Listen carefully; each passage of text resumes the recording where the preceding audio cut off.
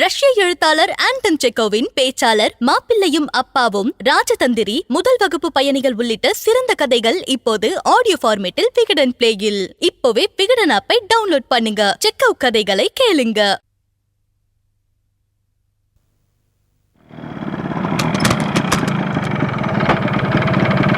நிமி நிமி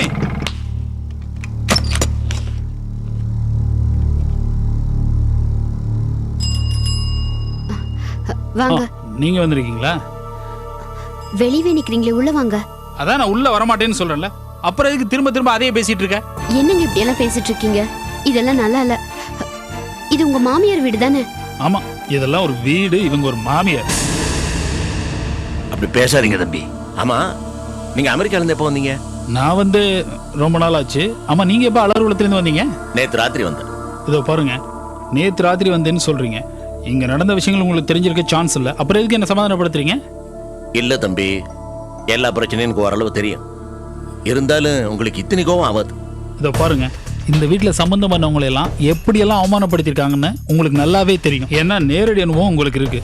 அதெல்லாம் தெரிஞ்சுக்கிட்டு என்ன சமாதானப்படுத்தலாமா? தம்பி, குடும்பம்னா 1000 தான் இருக்கு. அதெல்லாம் பாராட்டக்கூடாது, அனுசரிச்சுட்டு தான் போகணும். இதை பாருங்க, இந்த பைத்தியக்கார குடும்பத்தை அனுசரிச்சு போக வேண்டிய அவசியம் எனக்கு கிடையாது. உங்க அளவுக்கு பொறுமையும் எனக்கு இல்ல. என்னங்க இது? பணம் எல்லாம் ஏற்பாடு பண்ணியாச்சு, இப்பயும் பிரச்சனை பண்றீங்க.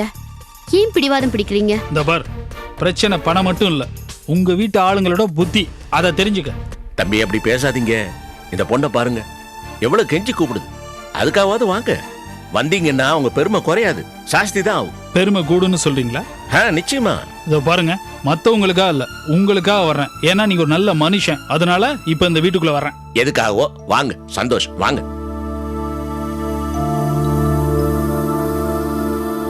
வாங்க. அப்படி உங்க சம்மந்தியை பத்தி தெரியாம தலையை கொடுக்குறீங்க, பாவம். நிர்மலா, உன் வீட்டுக்காருக்கு ஏதாவது குடிக்கிறதுக்கு கொடு. ஏய், எனக்கு எந்த உபசரணையும் தேவையில்லை. என் பணத்தை கொடுத்தீங்கன்னா நான் பாட்டு போயிட்டே இருப்பேன். நிறைய என்கேஜ்மெண்ட் இருக்கு.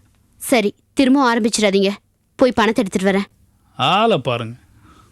தம்பி, அமெரிக்கால இப்படி எல்லாம் சௌரியமா இருந்துச்சுங்களா? அமெரிக்கான்னு இல்லைங்க, இந்த உலகத்துல எந்த மூலைக்கு போனாலும் ஃப்ரெண்ட்ஸ் அப்படி இப்படி நான் சௌரியமா தான் இருப்பேன். எனக்கு அசௌரியம்னு சொன்னா நான் பொண்ணு எடுத்தேன் பாருங்க, இந்த வீடு தான். காபி சாப்பிடுங்க. ஐயோ, அதெல்லாம் வேண்டாங்க. பரவாயில்ல, சாப்பிடுங்க. நீங்க கூப்பிட்டீங்கன்னு தான் வந்தேன், வேற எதுவும் வேணாம். இந்த வீட்டுல நான் எதுவும் சாப்பிட்றதா இல்ல. இந்தாங்க உங்க பணம். நான் $US கொடுத்தேன், நீங்க திருப்பி மஞ்ச பையில தர்றீங்க. இதுல பந்தா வேற.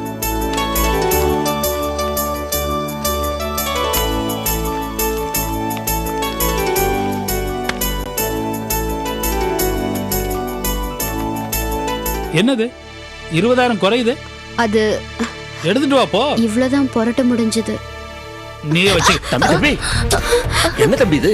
20,000 குறையுதுங்க. எனக்கு எதுக்கு இந்த பணம்? என்னங்க இது?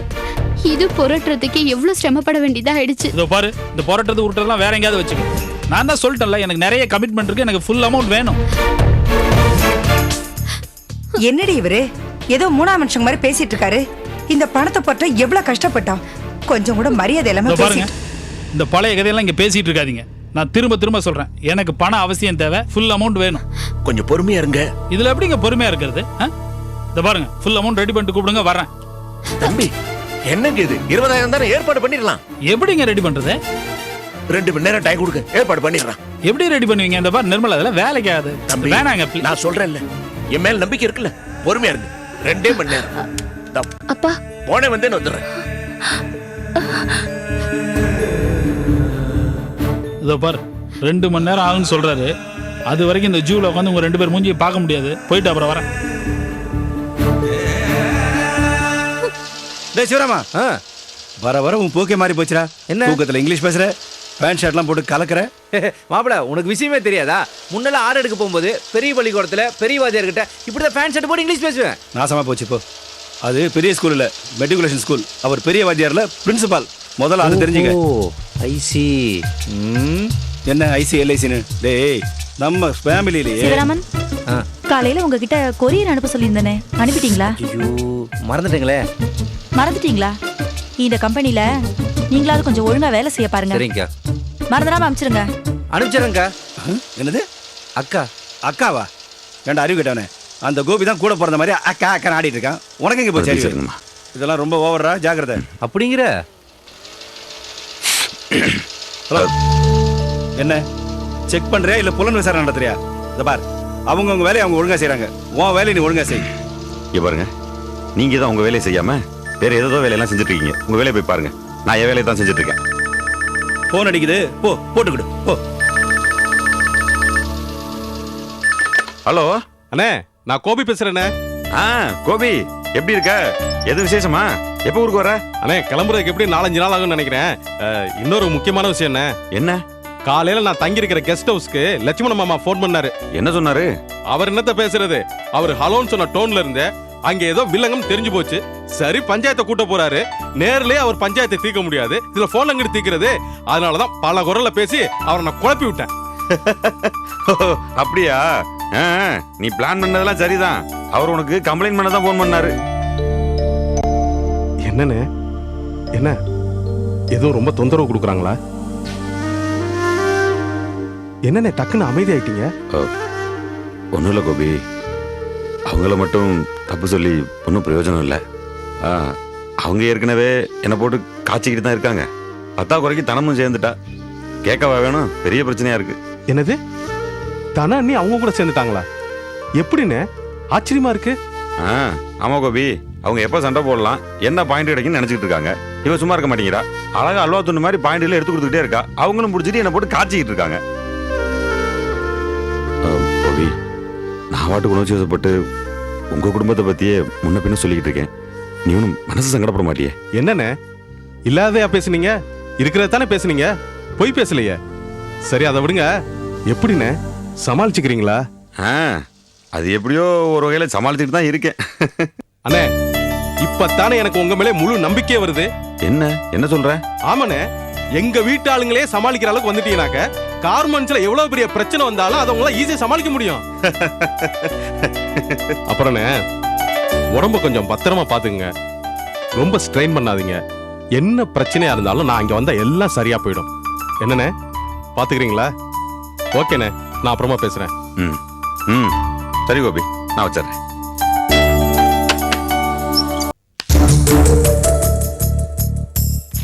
சம்மந்தி, வாங்க சம்பந்தி, உட்காருங்க. லீலா மாமா, அப்பா வந்திருக்காருமா, குடிக்க ஏதாவது கொண்டு வா. இத வர மாமா. வாங்க மாமா. என்ன மாமா, நைட் அங்கேயே தங்கிட்டீங்களா? ஆமா, லேட் ஆயிடுச்சு, தங்க வேண்டி வந்துருச்சு. பவானி எங்க? அக்காலும் தங்கச்சியும் சமையல்ல மும்பரமா இருக்காங்க. வாங்கப்பா, இந்தாங்க.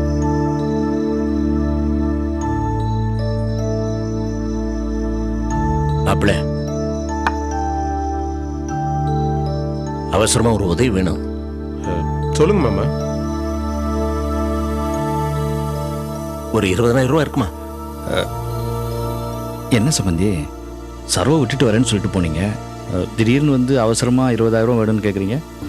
சம்பந்தி, சரோ வீட்டில் ஒரு பெரிய இக்கட்டான நிலைமை. சந்தோஷ் மாப்பிள்ள இல்லையா, அவர் அமெரிக்காவில இருந்து 2 லட்சம் ரூபாய் பண்டாட்டிக்கா அனுப்பிச்சிருக்காரு.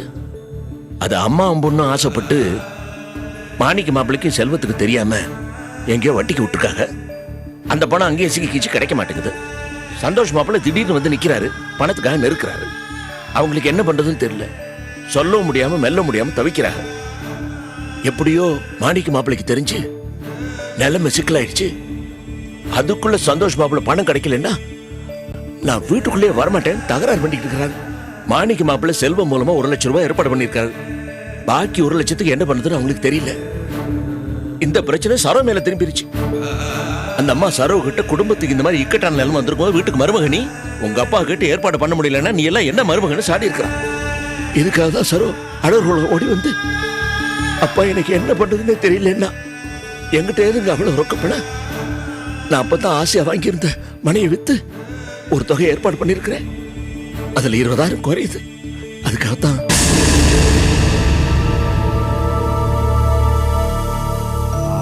பரவாயில்ல சம்பந்தி, கையில பணம் இருக்க நேரம் பார்த்து தான் கேட்டிருக்கீங்க. டே ரவி, போடா பேங்க்கு போய் மாமாவுக்கு பணத்தை எடுத்து கொண்டாந்து கொடுப்போம். ரொம்ப நன்றிங்க. அப்படி இல்லப்பா, மாமாவுக்கு 20,000 தேவைப்படுது. என்கிட்ட 10,000 தான் இருக்கு.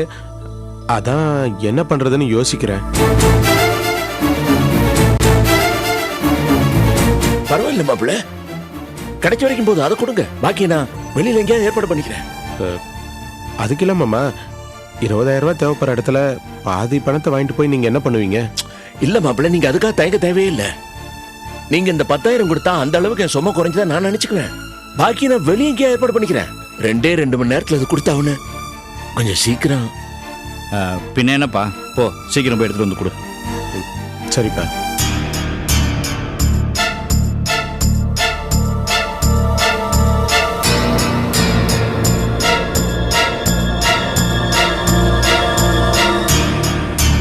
எங்க என் பேர்ல தான் பேங்க் அக்கவுண்ட் இருக்கு, செக் புக்கும் என்கிட்ட தான் இருக்கு. அப்படி இருக்கும்போது நான் கையெழுத்து போடாம நீங்க எப்படி பணம் எடுத்திருப்பீங்க? எனக்கு வருத்தமா இருக்குங்க. எங்க அப்பா தனக்கு சேர வேண்டிய பணத்தை கூட தயங்கி தான் கேட்பாரு. வெளியில கடன் கூட வாங்க மாட்டாரு. அப்படிப்பட்ட மனுஷன் இன்னைக்கு மருமக கிட்ட வந்து பணம் கேட்கிறாருன்னா அவரோட மனசு எத்தனை தடவை யோசிச்சிருக்கோம், சங்கடப்பட்டிருக்கோம். அவரோட முகத்தை பார்த்து கூடவா நீங்க இந்த மாதிரி? இல்ல, உங்க அப்பா மேல எனக்கு மதிப்பு மரியாதையும் இருக்கு. 10,000 என்ன, எங்கிட்ட இருக்கிற எல்லா பணத்தையும் கொடுக்க கூட நான் தயாரா இருக்கேன். அவருக்காக அவர் பணம் கேட்கலையே, மாணிக்கத்துக்காக இல்ல கேட்கிறாரு. மாணிக்கத்துக்காக நான் எதுக்கு பணம் கொடுக்கணும்? எனக்கு ஒரு கஷ்டம்னா அந்த மாணிக்கம் 10 பைசா கொடுத்துரும். அப்படியா? அவ்வளவு ஏன் ஒரு தடவை சீட்ல சேர சொல்லி போய் கேட்டல, அப்ப அந்த மாணிக்கமும் ராஜமும் சேர்ந்துட்டு அசிங்கப்படுத்தி அனுப்பல. அதெல்லாம் நீ மறந்துட்டியா? அப்படிப்பட்டவங்களுக்கு நான் எதுக்கு உதவி செய்யணும்? என் பணம் அவங்களுக்கு போய் சேரணும் என்ன தலையெழுத்தா? எங்க அப்பா என்னடானா என்ன புரிஞ்சுக்காம மாட்டி விடுறாரு. உங்க அப்பா என்னடானா 10,000 ரூபாய் போதுங்கிறாரு. ஏன் லீலா, அவங்களுக்காக எதுக்கு உங்க அப்பா எங்கிட்ட கையேந்தணும்? அவரோட வயசுக்கும் மரியாதைக்கும் இதெல்லாம் தேவையா? அந்த ராஜம் எத்தனை தடவை நம்ம எல்லாரும் முன்னாடி உங்க அப்பாவை அசிங்கப்படுத்திருக்கு. அவங்க கிட்ட போய் உங்க அப்பா எதுக்கு நல்லவரா நடந்துக்கணும்? ஏன்னா அவர் இயல்பிலேயே நல்லவருங்க. அவரால் இந்த மாதிரி எல்லாம் நடந்துக்க முடியாது. இப்போ நீங்க பேசுனீங்களே, இந்த மாதிரி அவரால் யோசிக்க கூட முடியாது. யார என்ன சொல்றது? அந்த மாணிக்கத்துக்குன்னு யோகம் இருக்கு. அவருக்குன்னு ஒரு கஷ்டம் வரும்போது யார் யார் பணமா யார் யார் மூலியமா அவருக்கு வந்து சேருது. அதான் அவரு முன்னேறாரு. எல்லாம் ஜாதக ராசி. இது பாருங்க, உங்களால பணம் கொடுக்க முடியலன்னு சொல்லிடுங்க. நான் எங்க அப்பா கிட்ட எப்படி பேசி சமாளிக்கணுமோ சமாளிச்சுக்கிறேன். அதெல்லாம் ஒண்ணும் வேண்டாம். 10,000 ரூபாய் தரேன்னு சொல்லிட்டு தான் உள்ள வந்திருக்கேன். செக் புக்ல கையெழுத்து போட்டு கொடு, நான் போய் பேங்க்ல பணம் எடுத்துட்டு வரேன்.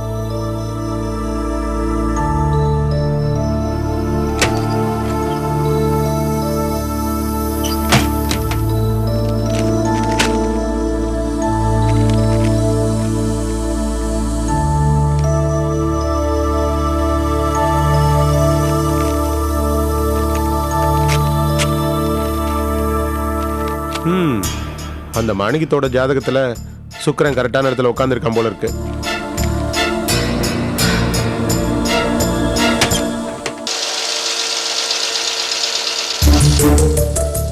என்ன மாமா, யூனிட்லாம் எப்படி இருக்கு? ரொம்ப நல்லா இருக்கு மாமா. என் தம்பி கோபிக்காக நான் ராப்பகலா உழைச்சி கஷ்டப்பட்டு இந்த கார்மெண்ட்ஸ் இந்த அளவுக்கு எஸ்டாப்ளிஷ் பண்ணி வச்சிருக்கேன். ரொம்ப சந்தோஷம் மாமா. இந்த தொழிலை நான் முழுமையா கவனம் செலுத்தினேன்னு வச்சுங்க, இந்த கார்மெண்ட்ஸை நான் இங்கே கொண்டு போய் நிறுத்திடுவேன். என்ன பண்ண சொல்றீங்க? சில வெளிச்சக்கத்தெல்லாம் வந்து ஊடுருவி இடைஞ்சலா இருக்கு. அதெல்லாம் களை எடுத்து கரெக்ட் பண்ணா எல்லாம் சரியா போயிடும். நீங்க பேசுங்க. கிடைச்சிருச்சா? உள்ள போயிடலாம்.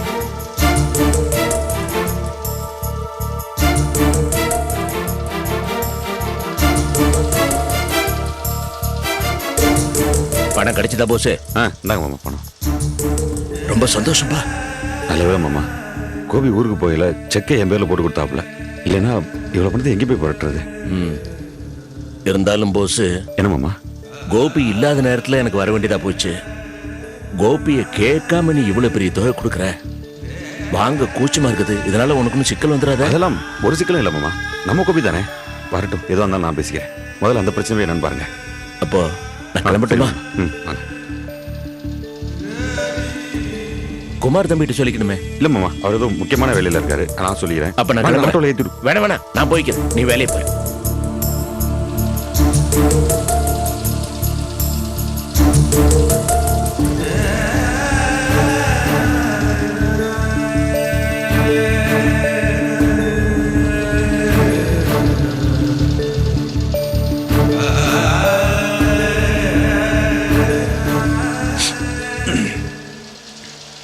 போஸ், ஒரு முக்கியமான பிரச்சனை. என்ன? வேற ஒன்றும் இல்லை, நம்ம கட்டிங் மாஸ்டர் இருக்கார்ல, அவருக்கு ஒரு 5,000 அட்வான்ஸாக தேவைப்படுதான். நீ கொடுத்தனா உடனே கொடுத்துருவேன். உங்களை பற்றி எனக்கு தெரியாதா? இப்போ தானே மாமாவுக்கு 10,000 பணம் கொடுத்து அனுப்பிச்சேன். அதை என் வாயிலேருந்தே வாங்கணும்ல. அதான் நீங்களே ஒரு ஆள் செட் பண்ணி 5,000 ரூபா பணம் வேணும்னு என்கிட்ட வந்து கேட்குறீங்க. உங்களை பற்றி எனக்கு தெரியாது?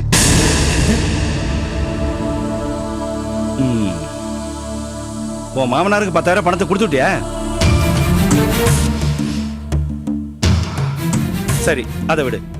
கட்டிங் மாஸ்டர் மேட்டர் தற்செயலான விஷயம். ஆமா, நீ யாரை கேட்டு உன் மாமனாருக்கு 10,000 மொய் எழுதுற? இங்க பாருங்க, மொய்யின்னு அனாவசியமா பேசாதீங்க. பின்ன வேற என்னன்னு பேர் வைக்கிறது? நீ பாட்டு கம்பெனி படத்தை உன் மாமனுக்கு மச்சானுக்கு கொடுத்தா என்ன அர்த்தம்? இதெல்லாம் தோட்டத்தை விளையாட கத்திரிக்காயா? உன் வயசு எடுத்து கொடுத்துருக்க? சொலையா 10,000 எடுத்து கொடுத்துருக்க?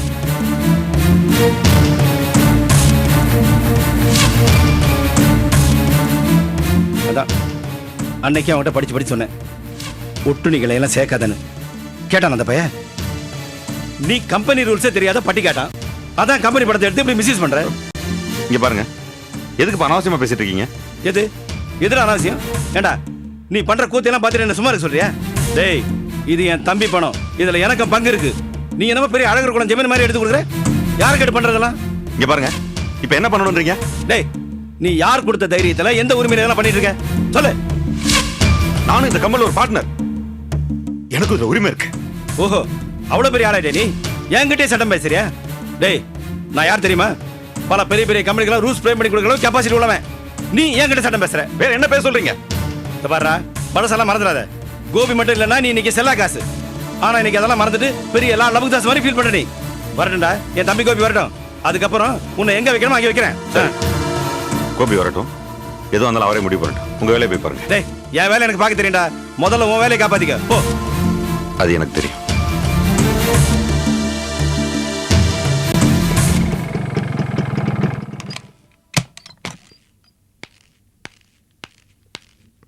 வாங்க. வாசல்னு பயமுறுத்தாத போ. வந்துடும் சார் லோடு உங்களுக்கு. ஆமா, எப்படி இன்னுக்குள்ள வந்துடும். நான் கூப்பிடுறேன் உங்களை. ஓகே, உட்காருங்க. பணம் ரெடி ஆச்சா? முதல்ல உட்காருங்க சந்தோஷ். பணம் தந்தீங்கன்னா போயிட்டே இருப்பேன், வேலை இருக்கு. இல்லங்க, இன்னும் சிதம்பரம் மாமா வரல. இன்னும் வரலையா? அறிவு கேட்டவன். சந்தோஷ்,